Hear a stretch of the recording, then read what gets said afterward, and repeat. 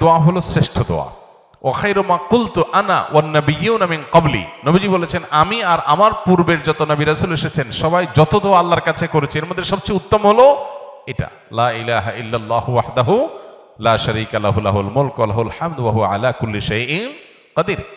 আল্লাহ ছাড়া সত্যিকারের কোনো মাবুদ নাই।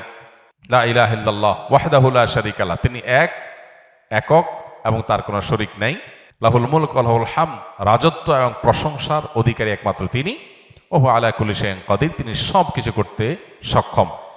বাহ্যিক দৃষ্টিকোণ থেকে এই বাক্যগুলোর মধ্যে কোনো প্রার্থনা নাই, তাহলে এগুলোকে দোয়া বলা হচ্ছে কেন, সেটা নিয়ে অনেক আলাপ আছে এবং মুহাদ্দিসিনে কেরাম একমত যে এইগুলো দোয়া।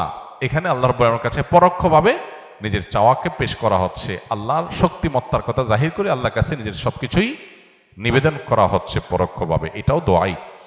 তো এটা হলো আরাফার ময়দানে যারা হাজির অবস্থান করবেন তারা সবচেয়ে বেশি পড়বেন।